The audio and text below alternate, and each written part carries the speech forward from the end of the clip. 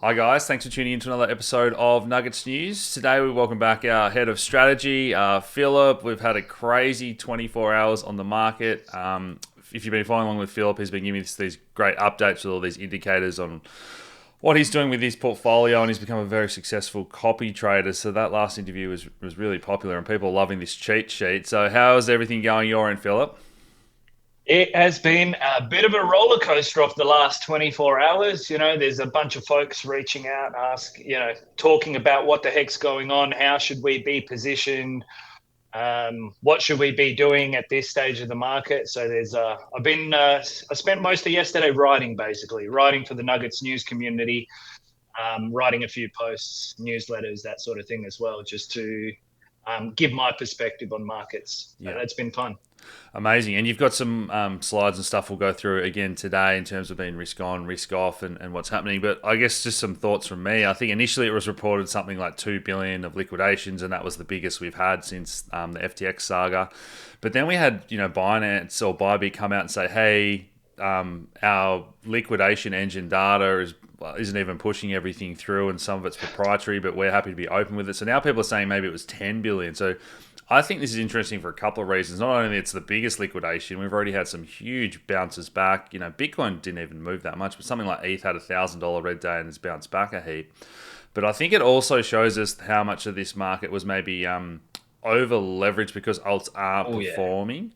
And there's just not that liquidity depth in the order books of alts that there were maybe in past cycles. It's very easy to have some 30%, 40% drawdowns on assets worth billions and billions of dollars. So I don't know. Do you want to share some thoughts on all that, or get into that as we go through your slides? Or Yeah, yeah. No, I saw that 2.2 billion in liquidation so far. You're right about the liquidity. I did notice that as well. ETH, Solana, and XRP both drew down. All three of them drew down like 48% or thereabouts on 100 billion plus dollar assets.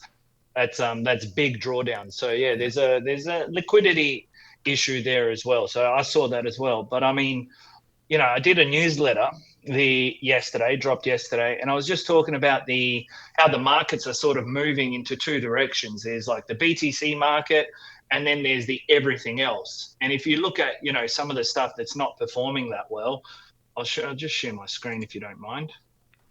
yeah, Entire screen. This one here. Share that. beautiful. So I've just got a few things here. So I mean, some of the things I won't go through all of them, but Trump token down 73%, WIF down 79%, cat coins down 88%, like PopCat, AI coins like Goat down 80 something percent, literal shit coins down 75%. I mean, and this is before, by the way, this is before the actual capitulation happened. I started writing this the day before yesterday. So this is, I mean, they're probably down even further, but yeah, significant downside on that. Yeah, and still, even some like I'm still bullish on Stacks and Bitcoin layer twos, and we've seen Stacks go down below a dollar, where it was at $3 a couple of months ago. And for me, it's just not concerning yet because this always happens in crypto markets. But there's very few strong narratives, and I keep saying this. And I think the Bitcoin, anything attached to Bitcoin, while it's a Bitcoin dominant cycle, should be doing well.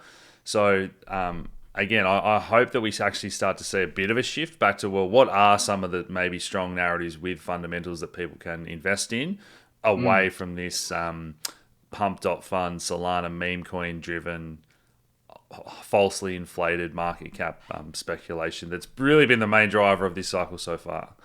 For sure, for sure. I think there's a really important learning that came out of yesterday, which is, I wrote it up here a little bit higher up. Let me just go. I gave my reasoning for why I'm consolidating my portfolio, but uh, this one here, yeah. So this is basically a chart of XRP, which arguably, from my perspective, and I'm not a XRP holder or anything like that, has one of the best narratives in the space right now. Before this capitulation, it was basically sitting at all-time highs while everything else was dumping. But even this had a minus 48% drawdown. So this is, and I wrote here as well that this is in the middle of a bull run and against the backdrop of the most bullish crypto period we've ever seen.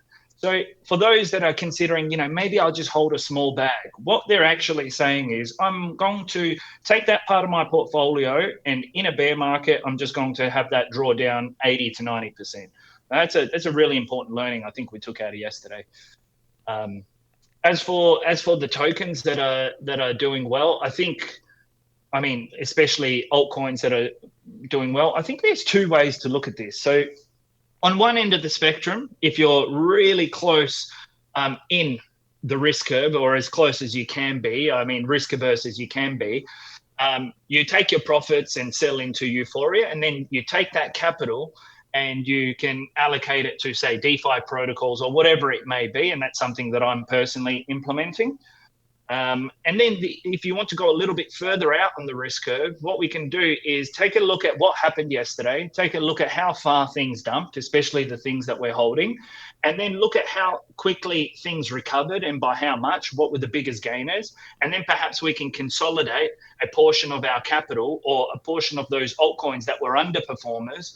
We can consolidate them into perhaps the things that are performing better or look to have had a stronger bounce. And that's something that we can do to consolidate our portfolio, to refocus and get it ready for the next 9 months.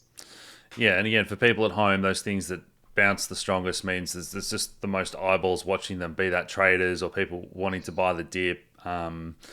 So where do you want to go to next, Phil? I know you've been talking about how you've been taking chips off the table at different points. When you see the flush like that, 48% on some stuff that you're interested in, have you redeployed or, yeah?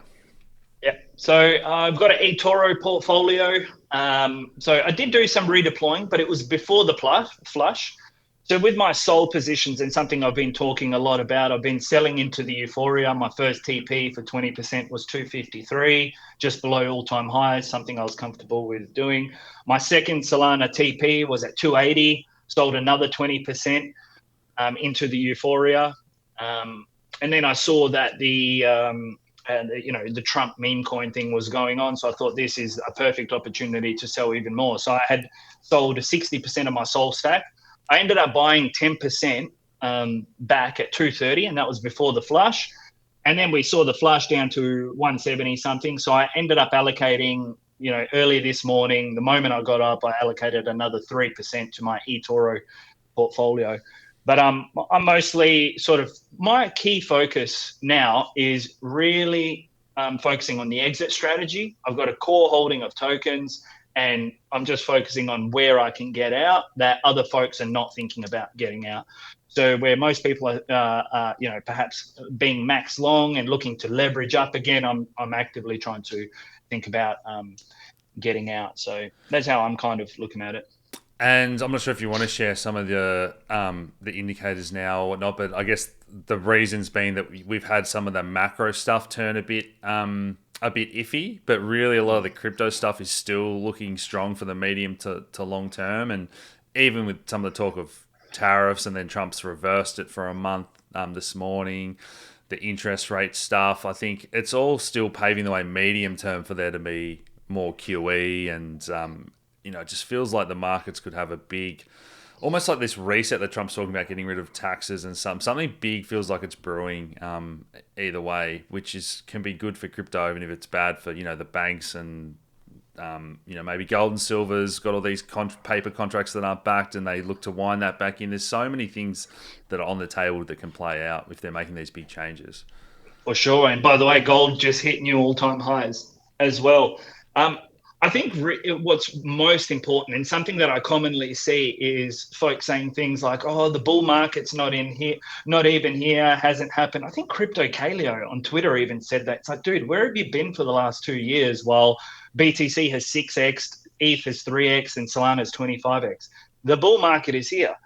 What I think most folks tend not to consider is just because your portfolio may not have 2x or 5x or 10x or whatever it is, doesn't mean that it's not here. So if we take that bias completely out of the picture and then just focus on the macro and crypto picture, this is my risk on, risk off tool. which is just a multi-month direction of how we should be positioned, it says risk on. And you might be thinking, for some of the listeners that perhaps haven't performed as well as they would have liked to, they might be thinking, but how are we risk on when my portfolio is going down? Well, if you look at it from a non-biased perspective, from a crypto standpoint, technically, the technicals are fine. There's no break of market structure. We're above the key moving averages. Price momentum, we're making higher highs and higher lows. BTC ETF inflows, and I like to use the 10-day moving average because it has the best sort of signal. It's a buy signal. You've got 100K all over the mainstream media. You've got POTUS launching meme coins. You've got a million different good news sources. So from a crypto standpoint, there's no government selling either. From a crypto standpoint, we're as bullish as we could possibly imagine. So this is us just completely removing our bias and saying, what does the market look like? If we look at it from a macro standpoint, there's a few key things here that are sort of holding us back, and that is the US dollar. So, for example, the Dixie, US dollar, there's two things. We need a decreasing dollar, but we also need a dollar that's below 100, or the Dixie below 100, to really push that push us along further out on the risk curve. So Dixie below 100, but also decreasing as well. It's now sitting at 108. So that's one, these are headwinds. We've got the US economy has just flipped. It's neutral, but the signal is red because I take more of a bearish signal. It's basically saying, we've got flat unemployment, maybe slightly rising. GDP growth is steady. We've got inflation is steady, but as of this morning, the US ISM is above 50. But we've got, interest rate cuts have been halted. There's US tariffs discussions. So that's a potential headwind. And then, one of the biggest things is global liquidity as well. So global liquidity has been decreasing since October and has only just started to pick back up again. So, if you look at the macro side of things, we're neutral. We're largely neutral, especially now that, an hour ago or 2 hours ago, these US tariffs, at least on Canada, seem to have subsided. So from a macro standpoint, I think we're still in a positive environment. Crypto standpoint, can't get any more bullish. So as a result, the risk on, risk off tool says we're risk on. Fantastic. Well, mate, you got more tabs there. Do you want to just keep on pushing through? Yeah. So I'll go straight into through that in a little bit of detail, but then I'll go straight into the indicators. And these are basically just indicators that have historically called cycle tops. If they don't call a top, or if they miss the mark in one cycle, they just get booted out and replaced with better indicators or more accurate indicators. So as it stands now, and we're looking at January 2025, these are all the indicators here, and I have 30 of them that I track. They're technical, on-chain, sentiment indicators, macro indicators. This is what a top signal looks like, where we're flashing red and yellow everywhere. This is what the indicators look like. So, a lot of folks get their information from Twitter, and that's all well and good, but 95% of that information from CT is not backed by quantitative data. So I don't even trust myself. I just trust the data. So I'm looking at this and I'm going, okay, from a standpoint of 30 indicators that have historically called tops, we're nowhere near the top. In January 2025, this is what the data looks like. It sure as heck doesn't look anything like this, which says red alert, time to sell. Could this be wrong? Yeah, if I had 1 or 3 or 10 indicators, yes, but I've got 30 of them and none of them are pointing to, it's all over. To give you a bit more of a perspective of what that might look like, I've also done some newsletters on the 2017 cycle and the 2021 cycle. And to give you an idea of what the run up to 2017 was, so this is October and we peaked somewhere around, December, mid-December of 2017. This is what the indicators, the top 20 or 19 indicators looked like here. And as we got closer to the peak, as you can see, they all started turning from mostly green to mostly red. So you would have had 2 or 3 weeks where they were basically all flashing red. So that's 2017. So this is what we would expect to see in the lead up to the top. Then if we look at the 2021 cycle, and I put the first local top in here in gray, this is what it looked like. And I've just done basically 3.5 months here as well. This is what the indicators were looking like in January. And if you recall, January, BTC had just broken its previous all-time high in mid-December, and it was off to the races, and ETH followed and everything soon after. And as you see, we went from, not heating up at all to fairly green and yellow in here to we had like 3 or 4 weeks before the cycle top where everything basically turned red or yellow. So that's what we're looking for, and that's not what we see. Could it be wrong? Yes, but we would also expect to get a signal from our first tool, which is the risk on risk off tool, to say we should probably get out of markets because the macro and crypto picture is not looking great.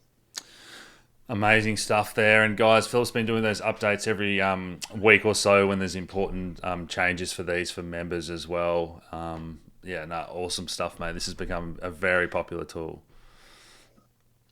Yeah, absolutely. So that's something that I'll track and update with update Nuggets News members on a weekly basis. I tend to do posts and stuff, but I tend to do posts and stuff on eToro and Twitter and stuff like that.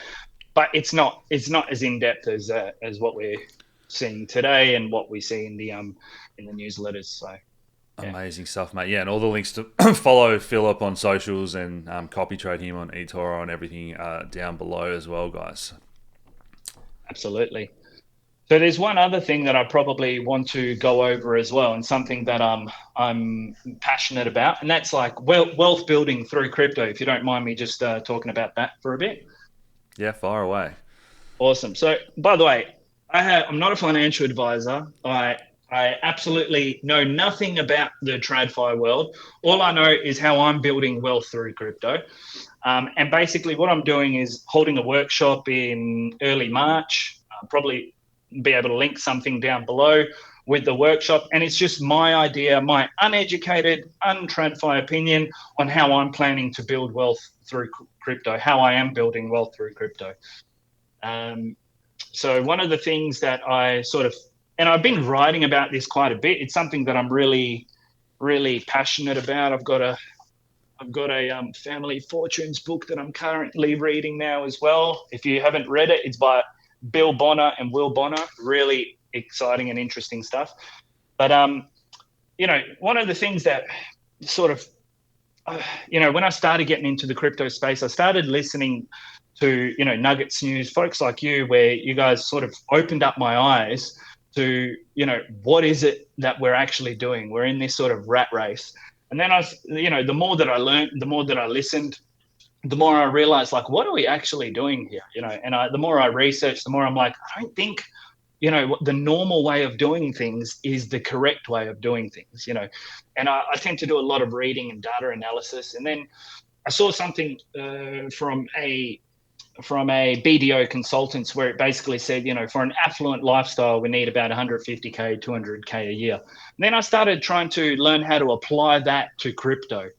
And one of the things that's this, we need basically 150 to 200K a year. And this is this kind of lifestyle that you would get. And I think that's the kind of lifestyle that everyone wants, but I think most people don't know, how to get there.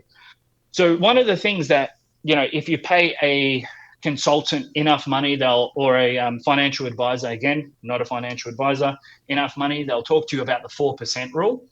And basically you can withdraw, what that means is you can withdraw 4% of your retirement capital every year in perpetuity for about 30 years. And the chances are high that you won't run out of money. Mm-hmm. Because I'm a degen, I'm in crypto, I immediately take that rule and go, let's make it the 3% rule, because I want 100% probability that I'm not going to, or thereabouts, and it's easily calculated, or high probability that I won't run out of money for 60 years, because I don't want to work till I'm 67. So immediately I'll go, okay, so I need 3%.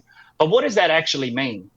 So what that means is, if I give you an example here's something I prepared earlier. Basically, it means that if you have $5 million of capital, I can withdraw 3%, means, and this is very rudimentary, but it gives you rough numbers. I can withdraw 3%.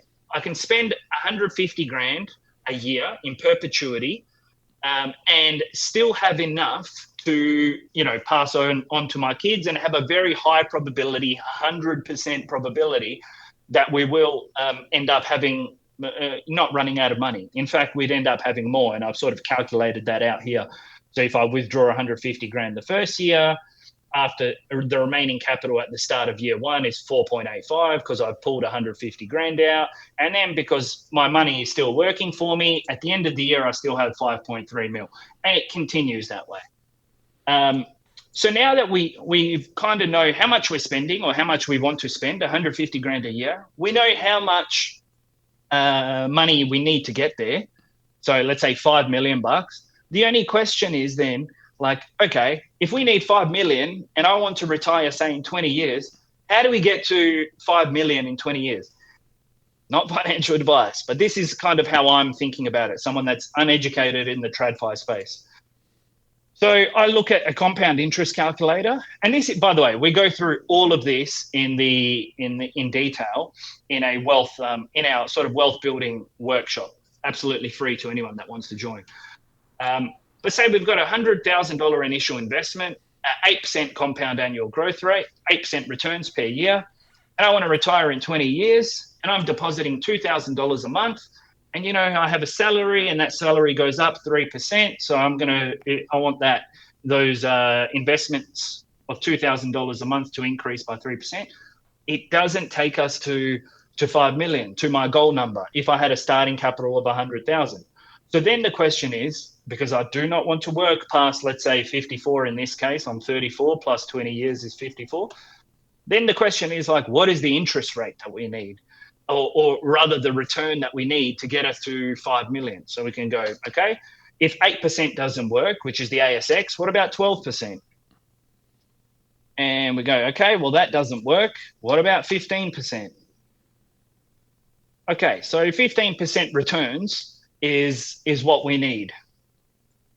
So then the question is, like, what's going to give us 15% returns? And I started looking at, and this is in a recent newsletter that I did, I start looking at things that are available to us, the everyday man. I'm not talking about a hedge fund. I'm not talking about high net worth individuals, just us. So high interest savings account, 1.85%. And if you jump through some hoops, it's 5%. Not going to get us there. The ASX 200, everyone invests in the stock market, or many folks invest in the stock market. Over 10 years, it's yielded, anywhere from 8 to 8.36% over the last decade. That's not going to get us there. Aussie property, this is in Sydney, over the last 10 years, depending on what type of property, 7%, not going to get us there. Gold, annualized return, 7 to 10.9% over the last 5 to 10 years. Bond market, don't even get me started on the bond market. What a stupid thing to be allocating money to, for at least a person like me, who actually wants to grow their wealth, not destroy it. So from the things that are readily available, it makes no sense for me to be allocating to that sort of stuff, which is why it sort of led me to the crypto space, because even BTC annualized over the last few years is greater than 40%.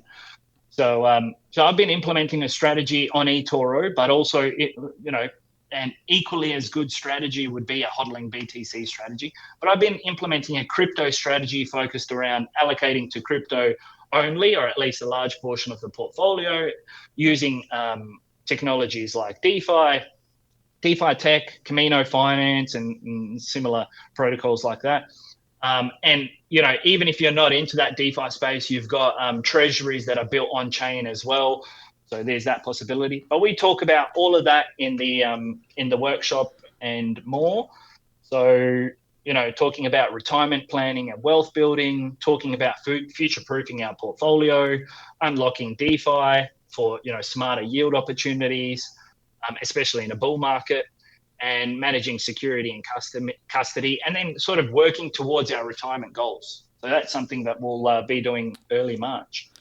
Fantastic. Yeah, I'll put a link for that down below and in the portal as well. But I think it just shows, when inflation's always been reported about 2 or 3%, we know the reality is that cost of living goes up about 7 to 10%. And so what you're showing is that all those asset classes are just performing basically in line with how much money has been printed and the background inflation of currency.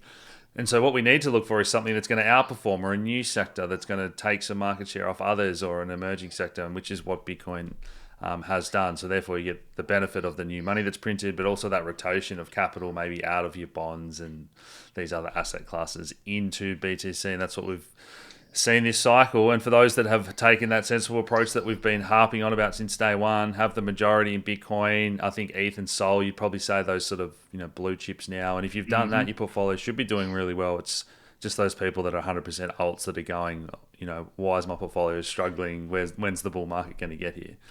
Exactly. And I think it's also a really important learning opportunity. It's not I'm going to make it this cycle.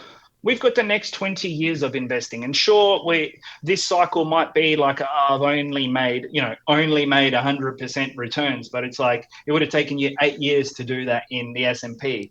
So it's also having a bit of perspective and learning from it. What did I do this cycle that didn't work? It was over-indexing on alts. Okay, fantastic. Well, that clearly I don't have an edge in the altcoin game, so therefore I'm not going to allocate to a huge portion of my portfolio to alts. And that makes sense. It's a learning curve. We're all on a journey. Fantastic. What's up next, mate? Any final thoughts for people at home? It's been a fantastic presentation. I really appreciate that. No, final thoughts. Look, guys, the TLDR from everything that's happened in, say, the last 24 to 48 hours is basically we've had a leveraged wipeout. Everything from the risk on off tool is saying, hey, like we're actually in a good position. There's nothing that is scary or telling me that we should be de-risking. To a high degree, other than your regular take profit strategy, which is something I've already been sharing as well.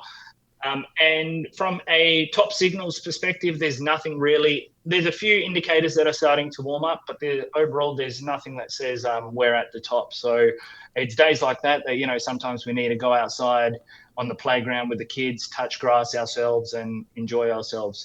Because sometimes it's better to do that than be looking at the charts all day. Completely agree. It's about the freedom at the end of the day, isn't it? So, For sure. Guys, all the links to follow Filip and sign up to become a member to get these reports and all our research down below as always. And Filip, we'll have you back on again in future. I really appreciate it, Alex, and thank you to you and your community. Awesome. Cheers, guys. Thanks all. See ya.